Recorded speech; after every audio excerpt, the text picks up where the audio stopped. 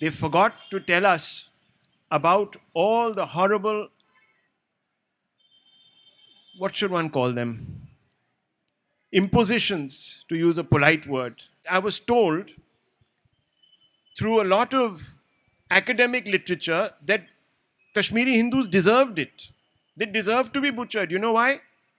Because they happen to be educated, hardworking, honest, and controlled the levers of business. It amounts to teaching young Jewish children in Israel that there was nothing called a Holocaust. Because you see, we need to create bhaichara. You have Congress governments now again they've restarted celebrating Tipu जयंती. अरे टीपू का खुद अपना manifesto पढ़ लो जो उसने लिखा है. More than manifesto is dreams. If you read his Right. dreams, you will find that he is sitting on the pot and he's saying that I want to Islamize whole of the world.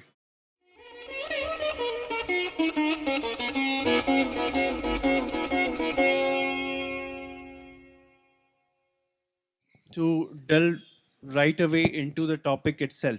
Right now, I have got two gentlemen sitting by my side who, in my opinion, have brought two recent books which are kind of antitheses of each other.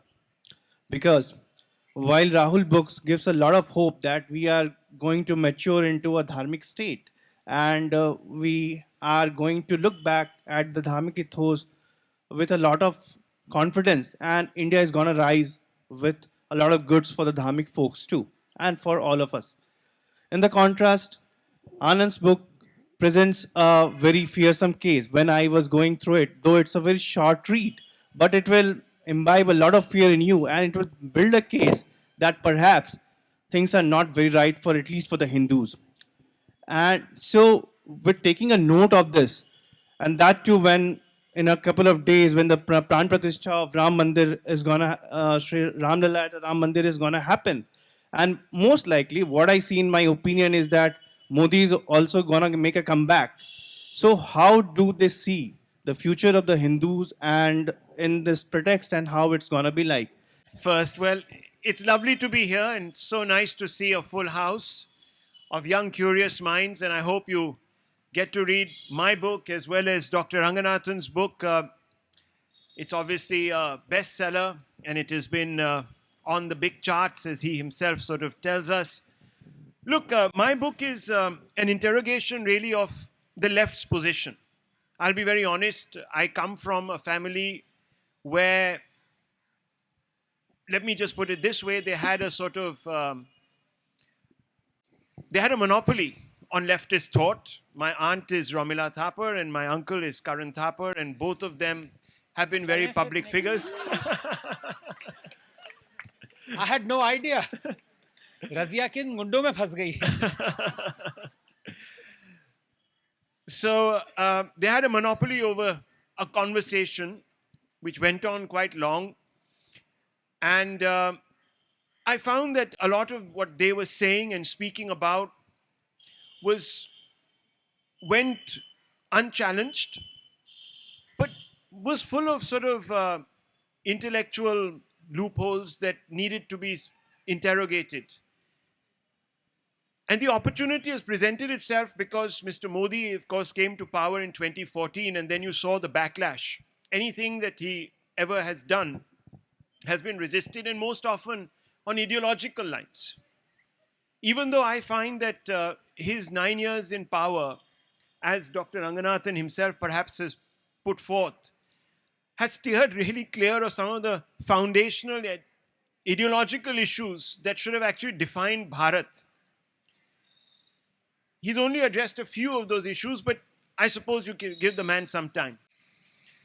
Fundamentally, what were they saying? The 2019 election has seen the birth of an angry state, that after 2019, a large number of changes have been made which have changed the citizens' relationship with what was a grand secular constitution that we gifted to ourselves under Mr. Nehru. And that we were now headed towards this angry parochial Hindu Rashtra.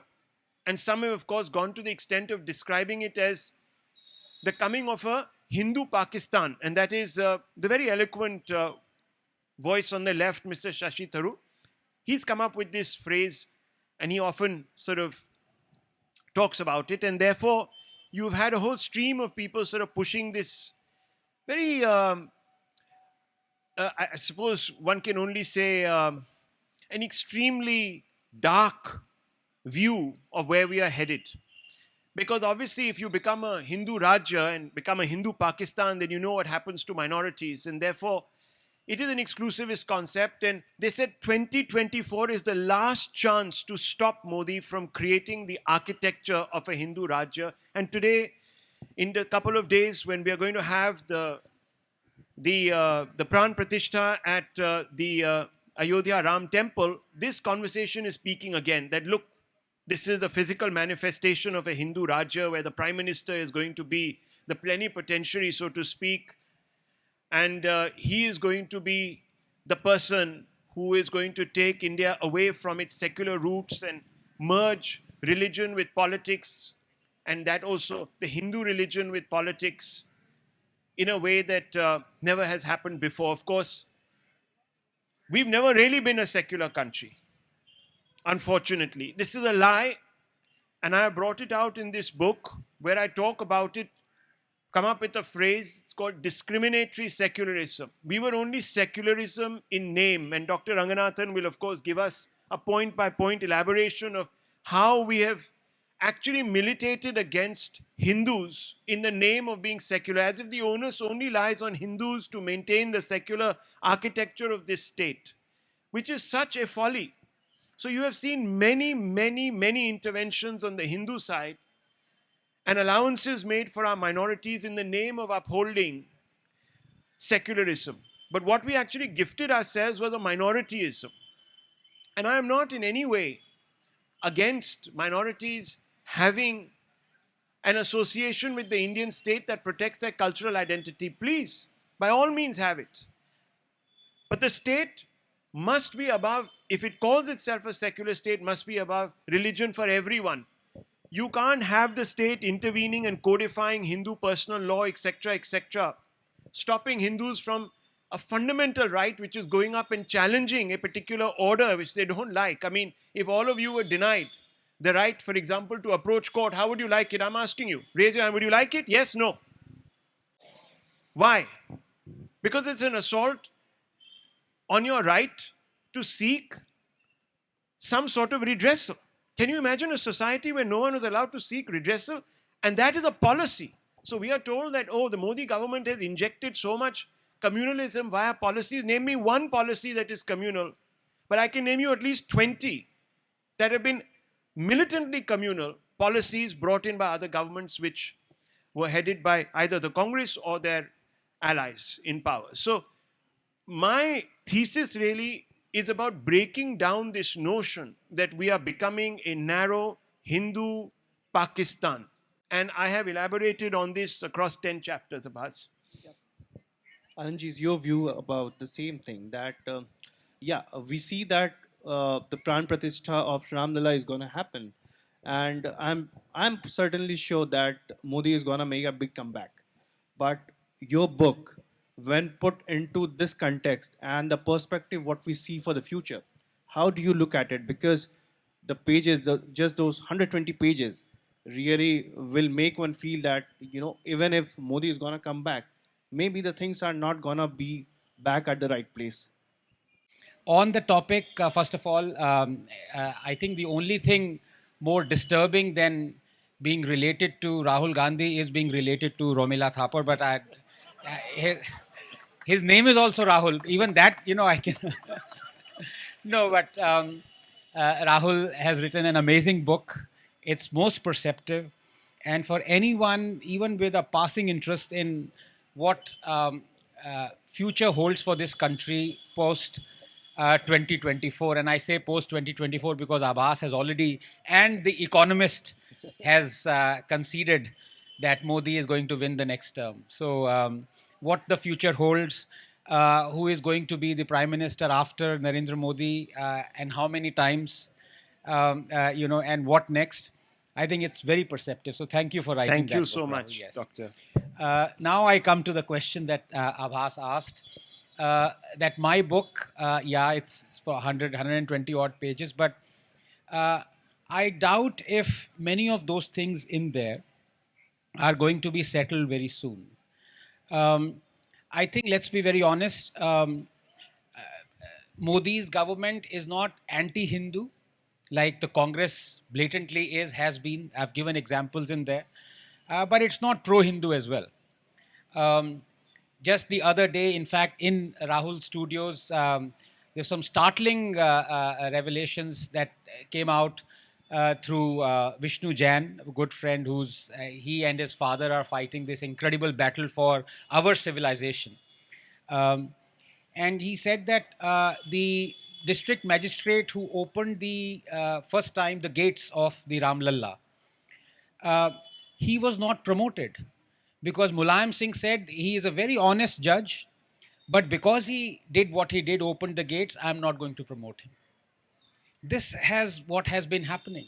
Mulayam Singh said, in order to save Muslims and their faith and the Babri Masjid, I ordered the firing at Ram Sevaks. And he said, if even if not just 16, 30 had been killed, I would have stuck to my decision. Well, not just 30, but according to Hari Jainji, 343 Ram Sevaks, Star Sevaks were killed. And Vishnu filed an FIR against Mulayam Singh Yadav that wasn't accepted. So many things that have happened. And Vishnu said the system did nothing. Well, that's not true because the system under Mr. Modi gave him Padma Vibhushan. So yes, the government works in mysterious ways. It's not just about, and I think here, if I can make one small distinction, whatever I have discussed in this book is almost, the title itself is like a play, a parodic title on what the left feels we are living in right now, which is a Hindu Rashtra. You know, before 2014, everything was absolutely perfect, and suddenly, after that, we are living in a fascist Hindu Rashtra, Hindutvavadi, everything. And the idea was to tell that, look, these are the things, blatantly state sanctioned anti Hindu things that are happening in Hindu Rashtra. You know, how is this, how are the two things compatible? And the thing about Modi being not doing these things for Hindus, or I sincerely don't think these things as done for the Hindu cause. They are not Hindu things. If you remove discrimination that is state sanctioned happening against a particular community, then it is, period, a discrimination.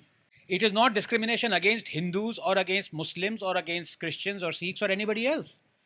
So if, for example, just to give you one example, if 7 lakh Kashmiri Hindu refugees have not been returned to their land for 34 years, then it's not a Hindu thing. It's something to be, for us to be ashamed of. So where is this something working if tomorrow the Prime Minister says, well, you know, we will make settlements there and we will make sure that every Kashmiri Hindu who's been displaced, exiled, and Rahul belongs to one from that community, is returned to their land. It's not for the cause of Hindus, it's for the cause of the just cause of Indians. So none of these things are, and yesterday was the 34th anniversary of the Kashmiri Hindu genocide that happened on 19 January 1990, where they were raped, pillaged, looted, ethnically cleansed, driven out. We can settle 40 to 50,000 Rohingya Muslims in Kashmir and rest of India, and we have not been able to settle 7 lakh of our own people.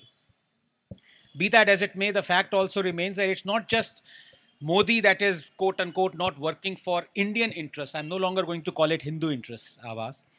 Is the Supreme Court as well.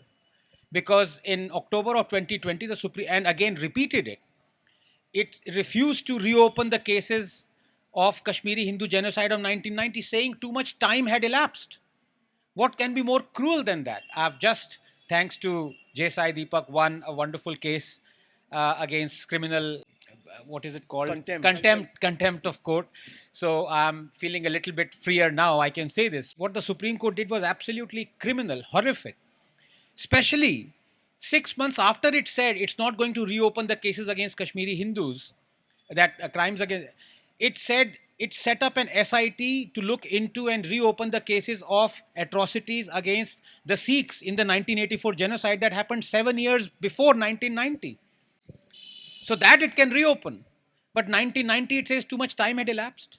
This is what is happening in Hindu Rashtra. So it's not something to do with Hindus at all. It's basic human decency and rights that Hindus are not being provided. Finally, just before I end at least this chapter of it, you may think that it is the Hindus that have been stomped upon with this draconian evil Places of Worship Act. But it's not just the Hindus. It's a human being, because what else is democracy? The first preamble of democracy should be that a man should be able to approach the courts to seek justice. It doesn't matter if the judge adjudicates against him or for him, but at least he should be allowed to seek to approach the courts. And Hindus have been barred from doing that. Other than Ram Janam Bhoomi, any other place that has been demolished, that is sacrosanct and sacred to the Hindus, Kashi, Mathura, and so many others, the Hindus can't even approach the court to say, my lord, can you please at least give us back the demolished temple, the most sacred temple, or can you please at least adjudicate whether this rightfully belongs now to us or not? Can you please adjudicate for us or against us? Hindus can't even do that. How is this a democracy? I'm sorry, it's not. As I say, we have been a banana republic ever since we became a republic. Thank you.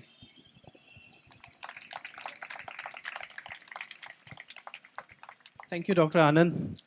Now, because we use the term Hindu Rashtra, and also Rahul Books also deals a lot with the issues about Hindu Rashtra. He talks about Hindu Rajya. He makes a very necessary distinction which should be there. But when we look at a wholesome idea that whether it was a Hindu Rashtra or Hindu Rajya, way back in 8th century when the Persians were being persecuted and they got a place under a Hindu king, and of course he must be having a Hindu Rajya apart from it being a Hindu Rashtra, whatsoever we may like to call it. Then we also gave to the place to the people who were persecuting, because the story of India is quite different. The northern belt was about invasions, while in the south, the Arabs were entering through the trade. So we give the place to them as well. Now, still, having seen that history, still this paranoia of the Hindu Rashtra is perpetrated among the people. It's said that Hindu Rashtra, Modi aayega, to fir se Hindu Rashtra aa jayega. Or in fact, it will be Hindu Pakistan and whatsoever. So what exactly is the reason that they keep on harping on it like a broken record? It never stops, though the things are well known. So when we had monarchies, we were more open. Today we have democracy. And as Dr. Ranganathan was saying, Hindus don't get justice in your own country. I tweeted today, and I'm sure a lot of you, and it's very worthy, you must all stand up for human rights and the right to return. You know, there's this word, right to return. Where have you heard it?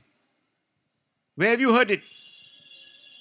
With respect to the Palestinians, right? They have a right to return.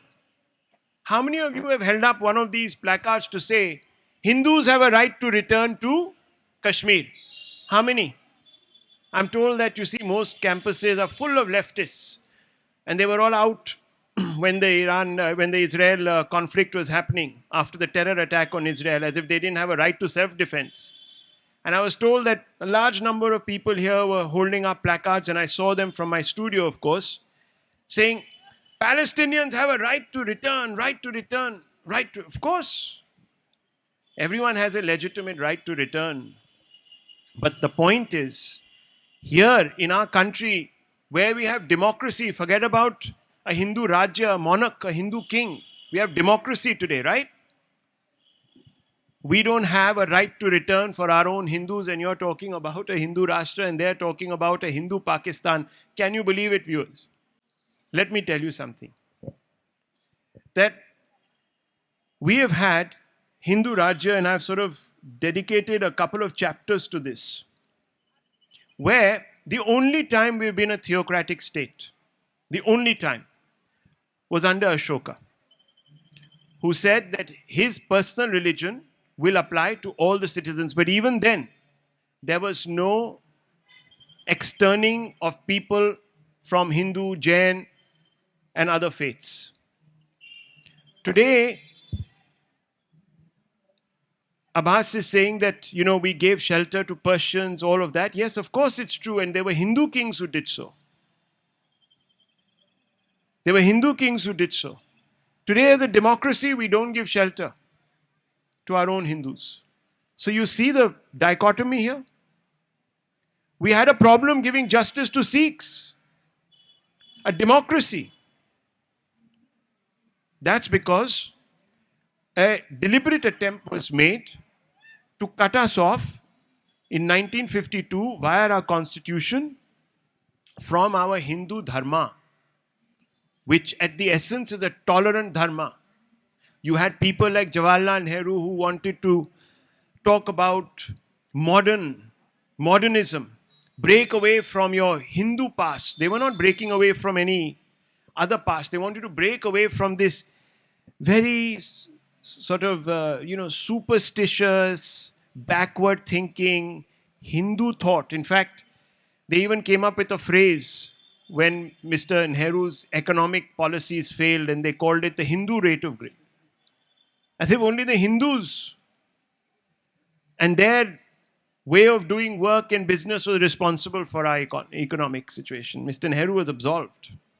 It was you made to feel bad about your own selves constantly and about your religion, your faith, your outlook. And the reason why, had we not militated against our own dharma, had we accepted it and embraced it, we would not have had these perversions that we're having today. And that's the fundamental problem. We adopted democracy with a completely Western view, forgetting that our own traditions equip us to deal beautifully with multiculturalism. That's fundamentally what the issue is.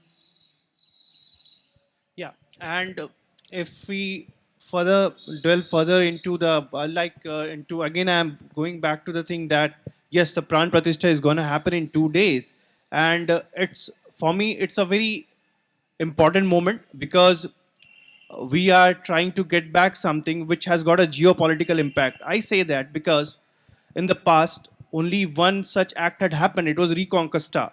You can Google about Reconquista and know about what the history of Spain, and they got back all the churches, and mosques were again made into the churches. Back there, after that, we have never been able to do something like that. So it's a very important instance. And now, but when we start looking back to the symbolism, there are a lot of symbolic things which Modi is doing, and symbolism play a very vital role in any person's life. Now, the kind of tweets or the kind of appreciation at times Mr. Modi passes on to a lot of people, say that whether it's Xavier or at times it may be about the Sufis. So it also it merges in a very wrong way with how the history actually exists, and the people who are working on the history, when they come up to know that this is what is happening, they see a very dark face looking at them. So what do you have to say about it? Because you also are very active to write to Modi back that this is something which needs to stop, because Xavier certainly was no better than Aurangzeb. No, absolutely. And I think I'm of course sympathetic to voices that rise from the ground, voices from all of us, each one of us, and hoping that they may climb up, taking their time and reach the upper echelons so that action may be taken. But we can only do so much, write books and talk about things. The real action, I believe, happens from top down.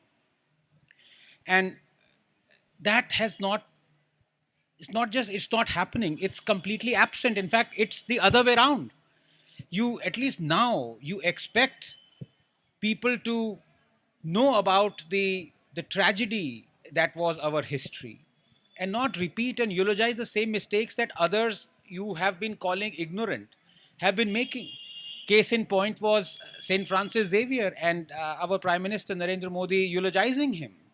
and the festival that happens in his honor. I mean, he wasn't here to foresee or to oversee the Goan Inquisition, but he was an architect of that. And the kind of things he said about Hindus and Hindu idols and everything was just absolutely appalling. And he's being venerated. You have, the Sufi saint Chishti being venerated. Just now, Chadar Chadai Prime Minister ने उसका पता तो लगाएं उन्होंने बोला क्या क्या उन्होंने कहा my holy duty is to convert the infidels, to break Hindu temples. He was the one who collaborated and got Prithviraj Chauhan into the situation that he did. These are the people when our Hindu Hriday Samrat is eulogizing. बाकी की तो बात ही कुछ और है. बाकी की बात क्या करनी, जैसे Rahul talked about consecration and what happened in Somnath in 1951. You see, the fact of the matter is that when Nehru said he implored the president not to go and inaugurate it, fearing Hindu revivalism, and president thankfully ignored him. But the fact of the matter is that has been ingrained in us. We don't expect that kind of ignorance to have lasted for the last 9 years. We simply don't, because yes, Aurangzeb, at least that road was renamed, but the lane existed till just 4 months ago. And to talk of consecration and Nehru not going there, the Congress not going to the consecration that's going to happen in a couple of days' time. See, it's all very well. I mean, I'm not one of those that, politicians should not do or say anything, as some things are like, kosher, some things are not. You say or do whatever you want to say or do. But the fact of the matter is, आपको कुछ चीज़ free नहीं मिलती, छीननी पड़ती है. Now, who was stopping the Congress from celebrating this Pran Pratishtha as much, if not more, than the BJP? Nobody. In fact, they could have given it back and made BJP worry with their enthusiasm for the Ram temple consecration, but they didn't. They went the other way. They're not going there. You look at Kejriwal, for example, who I call Chhota Modi. हर जगह वो सुंदरकांड के पाठ करवा रहा है. उसको पता है कि this is the national mood. I'm just talking very politically out here, so I'm being cynical out here. He knows that this is the sentiment of 1.4 billion people, and I say 1.4 billion, not 1 billion Hindus. This is the sentiment of every Indian, because the 250 odd or 300 million odd Muslims, their Hindu ancestors also fought to correct the historical injustices. Yes, they might be Muslims now, but all of us come from the same pool of the ancestors who were wronged, and that wrong is being corrected now. So Congress not going here, but in 1959, Nehru visited the tomb or the grave of Babur. In 1976, Indira Gandhi visited the grave of Babur. In 1986, Rajiv Gandhi visited. In 2005, Rahul Gandhi visited. Babar की grave पे visit करेंगे, लेकिन Ram temple के लिए नहीं जाएंगे. And this is what Babar said, and I quote him. And the person sitting next to me has just written an most authoritative book on Babar. Quote, for the sake of Islam, I became a wanderer. I battled infidels and Hindus. I was determined to become a martyr. Thanks be to Allah, I became a ghazi. This is the words of Babar from Babarnama.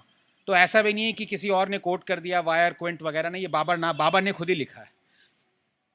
When you go and visit the tomb or the grave of such a man who said, I will bring untold destruction onto infidels, I am a ghazi, and you don't go and take part in the consecration of what is the dawn of a new chapter of our civilization that was wronged, that is being corrected.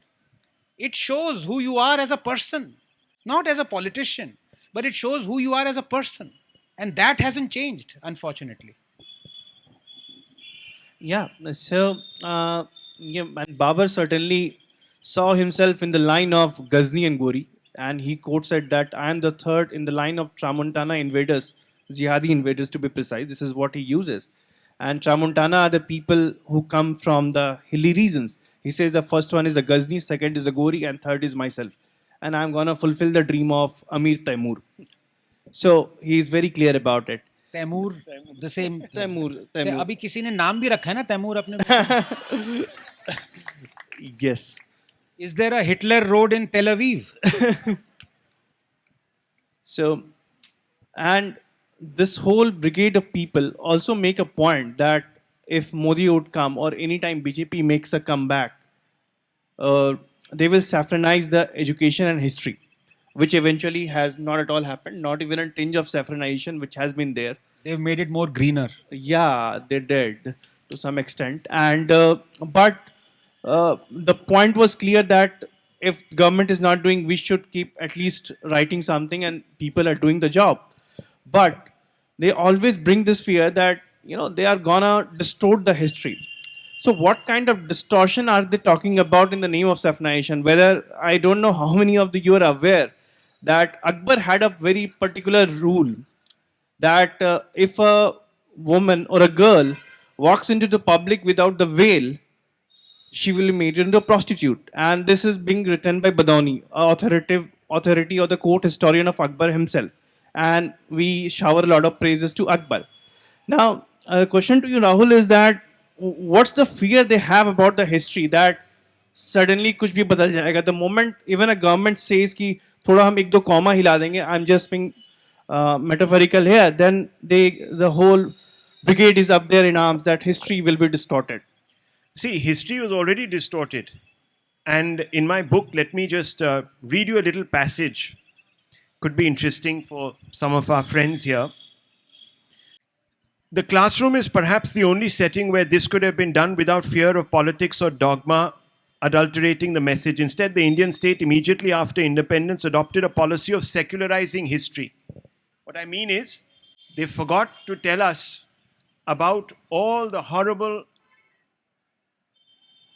what should one call them?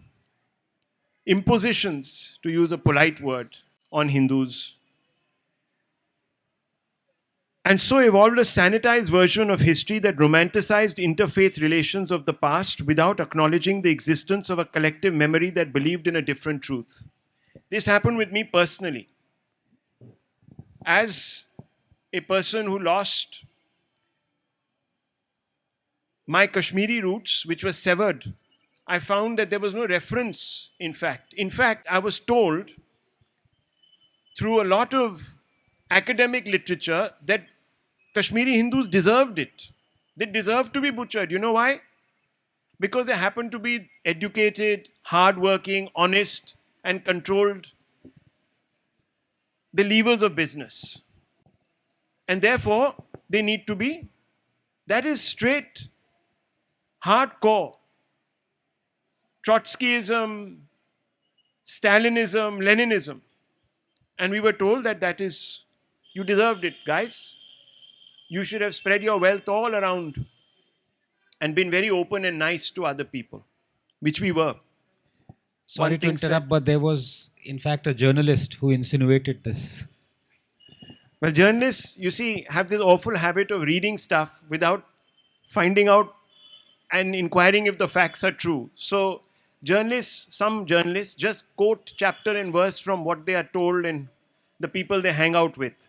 So, I think that's what really happened there. Doc, I don't think that was an assessment on the journalist part. I think that was a fed bit of you know what. Anyhow, so sample this report of the University Education Commission led by Constituent Assembly member Sarvepalli Radhakrishnan in 1948 regarding the aims of spread of university education in India under the section titled The Spread of Islam. Listen to this. From very ancient times, this is what was written in this.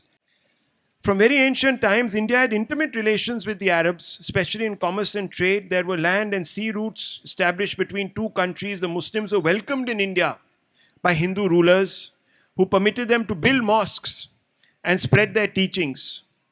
Indian culture did not believe in compelling people to choose its way of life. It encouraged each group that found its home in India to live by its own conception of the good life. So basically going around bashing up Hindus, demolishing their temples was the good life, you see. And I continue. With the advent of Mughals, the imperial court became the meeting ground of Hindu and Muslim scholars who made themselves familiar with each other's cultures. So the king who was thinking of becoming a Ghazi, his court was a lovely place where Hindus and Muslims were kissing up to each other. Now, let me continue. In the 11th century, the great Muslim scholar Al-Biruni mastered the Sanskrit language and left us impressive and critical accounts of the achievements of the Hindus in sciences and philosophy. India's spirit of comprehension and forbearance influenced the Mughals, and the cultural activities of India between the 14th and 19th centuries illustrate Hindu-Muslim collaboration. In science and literature, music, architecture, and painting and dancing, there was notable synthesis of Hindu and Muslim ideas. Over 2 decades later, the Committee on School Textbooks of the Government of India in 1969 continued with the project of secularizing history, while paying lip service to the idea that there can be no compromise with truth. The committee went on to recommend, now this is where it gets really, really insidious. In view of the fact in teaching Indian history in the past during British rule, stress has often been laid on religious differences and conflicts. It is necessary that we should now highlight those situations. And they are legion where people of all religious faiths have worked together in unity and cooperation, where certain facts of history are important in themselves and cannot and indeed should not be ignored.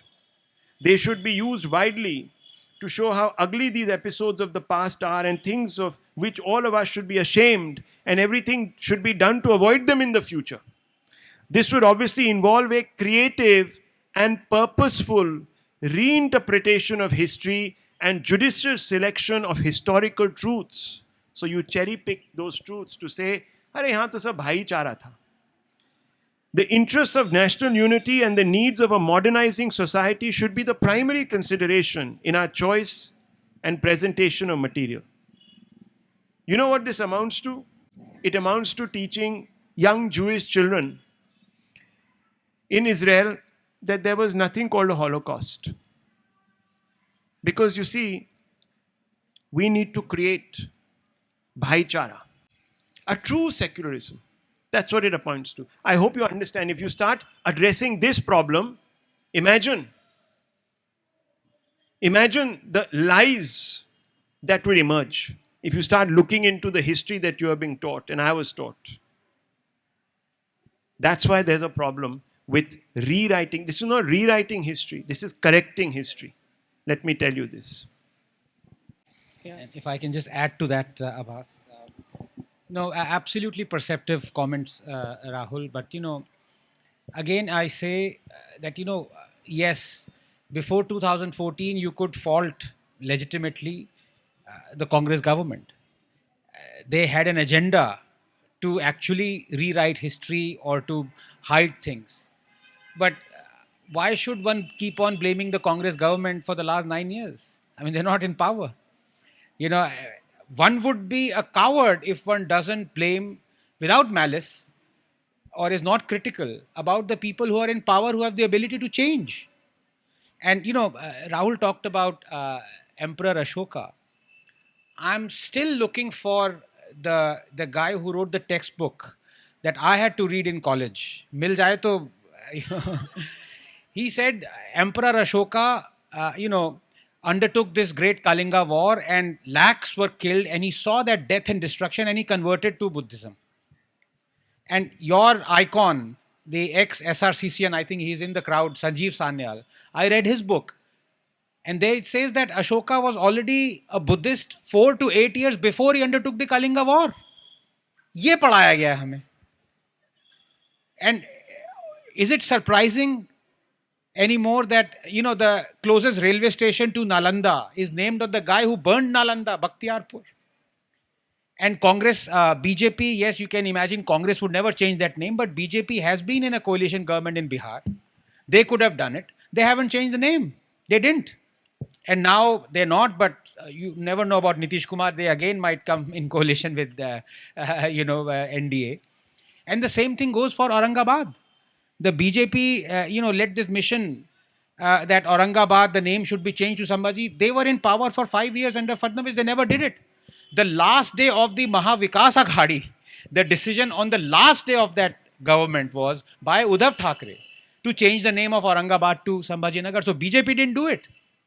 BJP talks about all these issues, लेकिन करते नहीं है. करते वो हैं जो Congress promise करती है, लेकिन फिर उसके बाद वहाँ पे भी गड़बड़ हो जाती है, farm laws and CA and what not. But sticking to history, you have Congress governments now, again they've restarted celebrating Tipu Jayanti. अरे टीपू का खुद अपना मैनिफेस्टो पढ़ लो जो उसने लिखा है. More than manifesto is dreams. If you read his Right. dreams, you will find that he is sitting on the pot and he's saying that I want to Islamize whole of the world. Okay. So That's a very disturbing image. Yeah.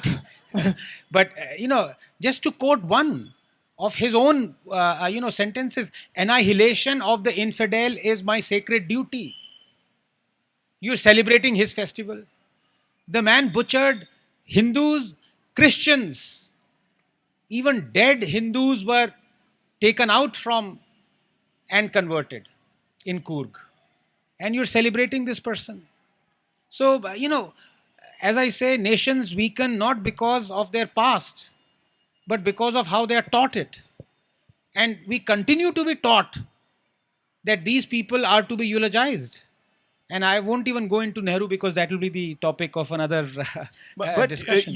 there's one good point that I think we should make, which is the fact that even when you want to change names, there is a massive backlash. And a large number of you also say, "Arey yaar, छोड़ो यार, Gurugram को, यार Gurgaon, क्या यार ये सरकार." So we also have to look at it and be more accommodative, because obviously governments are reacting to what a lot of people are also thinking. Now, let me give you a small example of this and just think it through at one level. You have a situation where the same people who are talking about this, rewriting this, that, they stood with the Black Lives Matter movement in America. And what were they doing? Very rightly so. Confederate statues should be brought down, or so and so forth. These people should be banished, their roads, their names, whatever should be changed. When we look at our own Confederates, those people who butchered, murdered, killed, etc., unke naam mat bata. So, think about it. And a large number of you people will say, "Arey yaar, छोड़ो यार, कुछ और करो ना. Bring down the price of petrol." But if you're not going to have an identity left, देश कहाँ बचेगा, economy कहाँ होगी? Think about that. I like to touch upon one very important thing, that when Babri was brought down, the way it happened, and of course, none of us subscribe to the idea that violence should happen or demolition should come through. None of us believe in that. But if we retrospect it a bit, and in the context of when further the Places of Worship Act came, and which also further tells you that what was the mood of the state and how the mood of a state has always been. Had Babri not been brought down, the things would have been possible, because the period when even the Kursevaks to some extent were being seen as the villains by a large section of people who would be some elite educated class and many others among the group. Even now, many of them have come back to realize that they had done something phenomenal. So where do we look at it, and how can we link it with Places of Worship Act, and how do we see the future of temples in that perspective? So, Okay, so I get a lot of flack for this, especially my friends on the right, the so-called right. They leave no stone unturned to attack me, because whenever they're angry at whatever I say, जो उनको अच्छा नहीं लगता, they bring this statement of mine that I made in 2016 or 17. But they don't realize that I have not spared a single opportunity of repeating that statement, because I'm proud of it and I'm going to repeat it now. गालियाँ पढ़ें तो पढ़ने दीजिए. So what I said was that if I was the Prime Minister, P.V. Narasimha Rao, thank God I'm not, but if I was, I would have rebuilt the Babri Masjid brick by brick till such time that the Supreme Court adjudicated on it. अब इस पे मुझे बहुत पड़ता है कि देखो ये ब्रिक बाय ब्रिक बनाने वाला था और ये आज ये राम के गुण गा रहा है. Well, I am proud of what I said, because breaking the Babri Masjid is what the jihadists and the leftists do illegally. They do not adhere to the law of the land. And I am proud that 1 billion my Hindu brothers and sisters, left it to 5 people to adjudicate on the most sacrosanct of places of theirs. किसी और religion में, किसी और country में ये होगा कि 1 billion लोगों ने 5 लोगों पे छोड़ दिया कि आप बताएं ये हमें जगह मिलनी चाहिए कि नहीं मिलनी चाहिए. That is what law abiding person is, and I'm proud of my 1 billion Hindu brothers and sisters. And that is why I repeat it, because people must understand that it is the Hindus who have waited, and it was wrong what many did by taking law in their own hand, because that is what Islamists do, that is what leftists do, and they're doing around the world. You saw how King Leopold's statue was brought down illegally because of what evils he perpetrated in Congo. The left celebrated it. You've seen how left celebrates bringing down the statues of Cecil Rhodes or Confederacy generals, or even Churchill vandalizing his statue, because the left doesn't believe in the law of the land. It says this should be done, so let's celebrate it.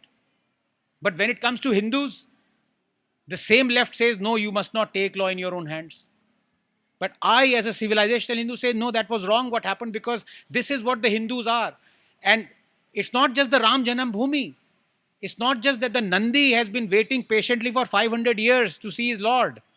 It's not just that the broken idols of baby Krishna that are buried under the steps of Jahanara Mosque and millions of feet over the last 500 years have trodden upon them as the feet go to offer namaz.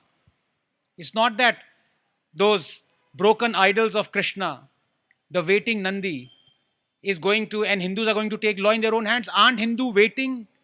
Aren't those cases in the courts right now? And they are being prevented to even approach the justice.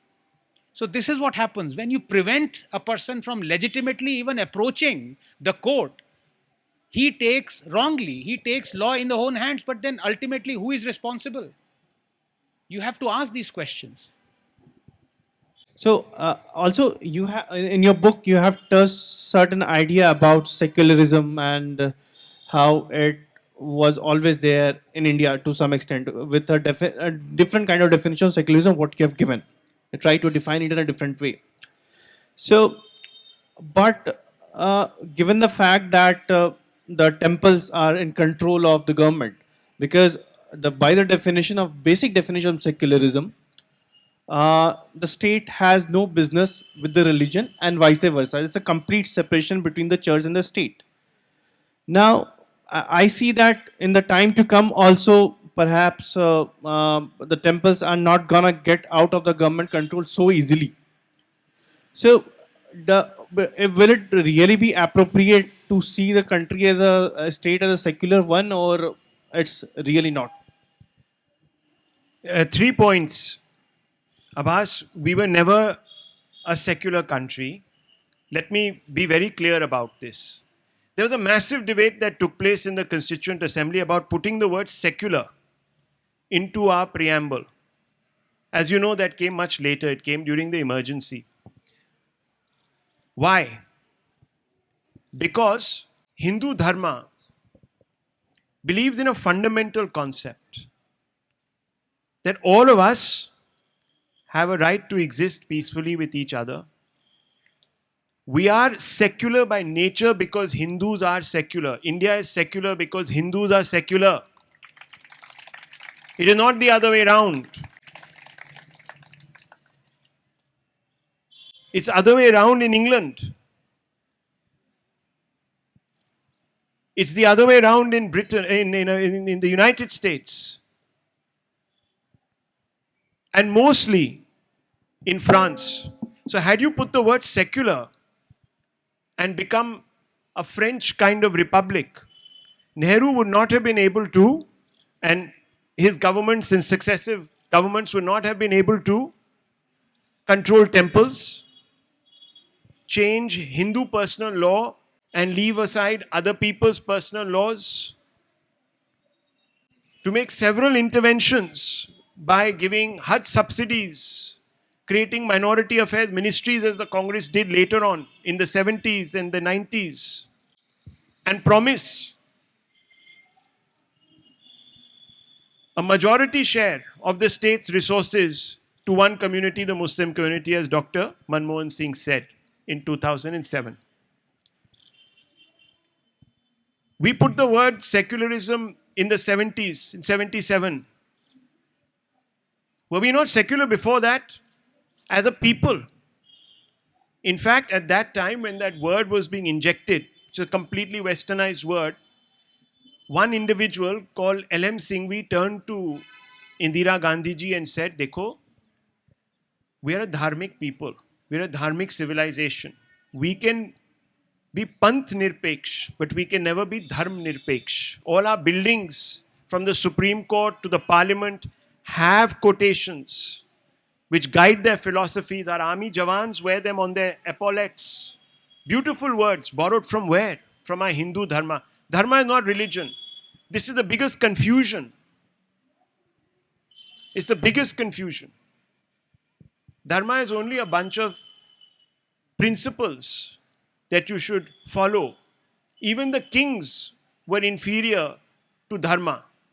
They had to bow. And there's a little place in this book where I actually talk about it. I don't know if I'll be able to find that at short notice. But I'm going to try and pull it out because it'll give you an idea of how this was done. It was a ceremony that used to take place where basically the king was made to dharma dandosi. That is what it is. I can't get the exact quote for you in the immediate. I'll try and look for it. But that's basically what I want to say. We've never been secular because we were never allowed to be secular because the form of secularism we adopted was not secularism. That's where the problem begins and ends. And even by putting that word in, nothing changed. So on that note, I have already been given 3 warnings to cut the session, and so Do I get 30 seconds? for sure you always have this right. No. I just wanted to end by, Rahul, what wonderful, things he said. But, when he talked about how we have gleaned from dharma various quotations that decorate our great institutions hallowed all around. You people, us, but in many ways the future generation, are the keepers of the flame of this, our glorious civilization. Don't think of it as a Hindu or a Muslim or anybody. It is our civilization. I'll give you one example, the greatness of it. On the eve of the great battle of Mahabharata, Duryodhan goes up to Gandhari and says, "Oh mother, support us, stand with us. You are our mother, you are our blood, and we will win if you stand with us." And you know what Gandhari says? Yato dharmastato jaya. Where there is dharma, there is victory. If you are righteous, you will win. This is our civilization. Even the mother is not prepared to stand with the son, her own blood, if that son is not righteous. And this Yato dharmastato jaya is the inscription on our Supreme Court. So just 30 seconds, I beg your indulgence. I found that little quote, and let me quickly read it because it's important. Ram Madhav, member of the RSS National Executive, suggests in the Hindutva paradigm that a king in ancient times was made aware of the limits of his power on coronation day itself. Madhav recollects how the Bharatiya Jansangh stalwart Deen Dayal Upadhyay would retell a colorful story to emphasize how the king would be made aware of the constraints of his powers through a fairly elaborate ritual. In older times, during the coronation ceremony, the king would declare, Adandosmi, meaning no one can punish me. Then the royal priest would raise his staff and gently hit the king on the back, saying, Dharma, Dandayosi, meaning Dharma, the rule of law will punish you. The king would run around the sacred fire and the priest would follow him with the staff. Thus, after completing 3 rounds, the ceremony would come to an end, wherein the king would be unambiguously told that not he, but Dharma, would be the absolute sovereign. Hindu Dharma is the reason why even Rohingyas want to come to this country. Muslims want to come to this country from Afghanistan. And given a chance, they'd even come from Palestine. Good morning, Rahul sir, Abhas sir, and Anand sir. It is always a pleasure to listen to you all, especially Anand sir. My question is to you, sir. Isn't the definition of minority as we understand in India a misnomer? The so-called minorities are world majorities. Does not it amount to hoodwinking the common people? And I'm talking about the 2 principal quote-unquote minorities. So. No, absolutely. And I believe in humanity. I don't believe in minority majority. And I don't believe in this divine right given to by the constitution to our people who govern us, that minorities will have the first right to resources. In fact, that will in the long run go against them. It will turn people against them. And that is what was happening, because Congress was about to bring a communal violence bill where, irrespective of wherever communal riot happened, the Hindus would be held responsible. The majority would. So in Kashmir, where 98.4% population in the valley is Muslim, if a riot happened, the Hindus would be caught. Thankfully, the bill was not passed and it was not enacted, but this is the state to which, the state is prepared to bend, knee crawl. So this is totally unacceptable to me. My question is to Anand sir. Sir, आपका जो 2016 का statement था कि you are proud of Hindus abiding laws और मैं बाबरी मस्जिद वापस बनाता, सर क्या आपको लगता है कि सुप्रीम कोर्ट कभी ऐसा डिसीजन दे सकता है कि एक एग्जिस्टिंग रिलीजियस साइट को डेमोलिश करके फिर कोई और बनाया जाए, जो हम काशी मथुरा में देख रहे हैं? डू यू एवर थिंक कि कभी कोई ऐसा डिसीजन आ सकता है? वो कार सेवा हुई जब तोड़ा गया तभी शायद वो डिसीजन आया, नहीं तो अभी हम सुप्रीम कोर्ट कभी ये कहे कि जो मथुरा में एग्जिस्टिंग मॉस्क है या जो काशी में मॉस्क है उसको तोड़ो फिर वहाँ पे बनाओ। आई डोंट थिंक कभी सुप्रीम कोर्ट वो दे पाता अगर कार सेवा नहीं होती तो। At the risk of having, getting another contempt of court slapped against me, I think the judges, I would say in their defense, possibly read a lot of history. And they would realize that during the making of the Aswan Dam, a lot of Egyptian civilization, ancient structures were displaced. तो तोड़ के ही solution नहीं है. You can displace huge monuments, and you can just Google and find out in Ireland, in America, in fact in Germany, whole churches have been displaced. But can I just say something? That was not a mosque. Now you'll say, "Arey, ye kya keh raha hai?" How can you build a mosque? Have you anyone acquaint yourself with a little bit of Islamic theology? A waqf can only be formed on a place that is not desecrated. जहां आपने किसी और का धर्म का कुछ तोड़ फोड़ के बनाया है वो मॉस्क नहीं कहलाया जाता. ये तो हमारे बताया जाता है कि वो mosque. And the Supreme Court said that that was not a mosque, that was not a place where continuous puja was prayers were being offered. So it was not a masjid. It was something that was made to only symbolically tell others that we have captured your Vatican, your Mecca, the birthplace of Ram. But you must also realize that almost every land you see walk around is possibly Waqf land. In fact, jokingly, I remember with Rahul, we were in the studio and I jokingly said, Rahul, please find out if Times Now studio is on Waqf land. वो Waqf land पे निकला. But I'm sure Shri Ram College of Commerce is not on Waqf land. कितनी मुझे गालियां पड़ी for doing that story about Waqf and the scam of the Waqf. My God, can't even tell you. Right. Thank you so much, sir. And my question is for Anand, sir. So, sir, recently we saw a rampant amount of statements being made by a party, DMK, by the members of DMK. So, for example, Udayanidhi Stalin, he compared Sanatan to dengue, and then A. Raja goes on with AIDS virus and etc. and etc. And like you have rightly pointed out in your book as well, that almost 12,000 mandirs in Tamil Nadu do not have even one time of payment so as to carry out their worships. So, how exactly do you see the faith of South India, this injection of Dravidianism being injected into the people of South India? How do you see the faith of Sanatan Dharam in the southern part of our country, sir? Well, to use one word, eternal. The same guy who attended the conference, the endowment minister, who attended the conference that said eradicate Sanatan Dharma, just 3 days ago was giving Ramcharitmanas to the chief minister. These people come and go. They are like flies in the, or dust, or sand. They are irrelevant. What matters is the faith of the people of Tamil Nadu, what they have, the beauty of the temples, who constructed it. And it's just, as I said, eternal, it's going to go on. Aurangzeb ne mita paya, to ye Stalin mitayega. Greetings, sir. My question is to all of you.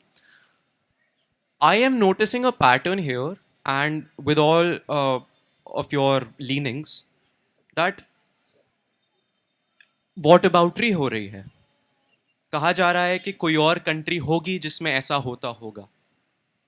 मतलब my question is कि are we so degenerate that we'll compare ourselves to Akbar Babar, Aurangzeb, or anybody else who's done away with desecration of mosques, temples, or religious suppression? Are we so degenerate to go back to those times and not look at what is happening right now? अगर मान लीजिए मैं अपने घर के सामने पूरा कूड़ा फैला दूं और कहूं कि हर घर से थोड़ा थोड़ा कूड़ा मतलब निकलता है, तो ये किस टाइप का आर्गुमेंट हुआ? Sorry, what's your question? What's your Can you question? give an example of what you believe should not be done? Yes, sir. So Ram temple should not be built? Is that what you're saying? No, sir, that's not my argument. Yeah. The argument is Where does whataboutery come in? I didn't understand. whataboutery is coming. For example, आपने कहा demolition of temples हो रहा है, मतलब हो चुका है, और the Mughal rule and or the Islamic rule which you refer to as, उसमें demolition of temples हुआ है. But आप उसको तो कंसिडर नहीं कर रहे हैं ना कि जो 10th सेंचुरी में राष्ट्रकूटा किंग इंदिरा 3 ने जो डिस्ट्रॉय किए थे टेम्पल्स, कलाप्रिया टेम्पल जिसका एक एग्जांपल है. तो Okay, so now let me qualify my answer in two parts. The second part I will leave it to Abhas because he's going to answer that. But the first one, and I've said this before, this is not a Hindu issue. And I've said it publicly. If a Muslim were to bring evidence to me that his or her mosque was demolished by a Hindu king and a temple built over it, I will go with him to the Supreme Court to demand justice so that the historical injustice is wrong. It is people like you, I'm not just saying you, but all the leftists, including you. It is, they are the ones who bring in Hindu-Muslim issue. I said it at the start as well. This is an Indian civilizational issue. Nothing to do with, if tomorrow a Buddhist were to say that a Buddhist shrine was demolished by a Hindu king, I want it back, I will go with him to the court. Why shouldn't I? Why shouldn't I? And finally, whataboutery is a legitimate tool to expose hypocrisy.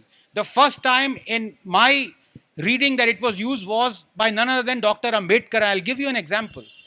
When Catherine Mayo wrote her horrible book about Hindu ill practices, and Mahatma Gandhi, quote unquote, Mohandas Karamchand Gandhi, he said this was a drain inspector's report. Ambedkar said of that book, reading that book, one may come under the impression that all the ills of the society, all the ills of the religion are secluded, are reserved only for the Hindus. Nothing can be further from the truth. Islam and Muslims have more ills, if not the same as Hindus. Now you could be saying, isn't Ambedkar saying Hinduism, what about Islam? Right? Whataboutery is a legitimate tool to expose hypocrites. So I will just address that part because I know where you are coming from, and this is going on since 1970s. So you should remember three names for sure. One of them is Sitaram Goyal, second is Romila Thapar, and third is Irfan Habib. So why I'm taking these three names? Because these three names come very much in context. So it was in 90s when two very famous books came up. What happened to the Hindu temples? It was written by Sitaram Goyal, Ram Swaroop, Arun Shourie, and one more person. So there are four people who wrote the first book, where they documented that which are the temples which are demolished. And there was some list of 2,000. A number comes up that 40,000. We also don't know that what is source of it. That can be whataboutery. But 2,000 he has certainly recorded. Now, when he brought that book, a letter was written by Professor Thapar and three more eminent historians in Times of India. That letter was alleging that, the temples have been destroyed, that's fine, but what about the Buddhist and the Jain places which have been destroyed as well? So there was certain kind of allegations which was made on Sitaram Goyal. Sitaram Goyal took a courtesy look at it. He replied back to Romila Thapar, and there were three exchanges which happened. In the third exchange, also Professor Thapar was not agreeing to what S.R. Goyal is saying. Then S.R. Goyal posed 8 questions to Romila Thapar. And those 8 questions were, of which one of them was that when I'm talking about the destruction of Hindu temples done by the Islamic invaders, I am giving the theological base to it. I am giving inscription. I am giving historical records by the Muslim historians themselves. Now, and there were some 8 frame of questions which were made. And he said that if at all you find that any Buddhist or Jain places have been demolished that way, I will be the party to it to support you, like how Dr. Anand said right now. After that, Romila Thapar went complete silent. SR Goel is gone. That has not ever been answered. I'll pick two cases. One is about, say, the popular one, about the King Harsha of who has been mentioned by Kalhana.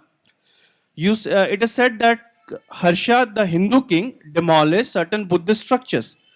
But Kalhan mentions the Turk Harsha. He's mentioning Turk Harsha. Kalhan is not saying Harsha, the Hindu king. He's saying the Turk. And Turk are certainly the invaders because he is working for the Muslim invaders, and that's how he demolished those structures. Again, the case of Pushwamitra Sangha is based on a document called Ashok Vadana. Ashok Vadana में आप selectively choose करते हो to blame Pushwamitra Sangha of demolishing 84,000 stupas. But the same Ashok Vadana also talks about killing of the Jains and Azuikas by the Ashoka and destructions of many other places. People get silent about Ashoka. So this kind of hypocrisy can't work. And of course, there are furthermore arguments which were given by Arun Shourie in his book Eminent Historians, where he has explained this phenomenon really well. And unfortunately, those rebuttals which was given back, they were never rebutted back. So if you want to discuss this as a water bottle, you will have to go back to those serious research papers and the rebuttals written by the people like Shourie, SR Goel. If you can rebut them, then we have a case, because still Professor Thawar has not been able to answer it. One small thing. I think we should put our hands together for this young man. At least he's asked a question that has brought out an elaborate response. And I think it just tells us how alive democracy is in this country. So I think this is great that in a university you can have questions which go every which way. No, absolutely. We need the left. No, but on a serious note, I will seriously ask you to, because this is there, you should go back to those papers, check it, and time to wind up. Sorry.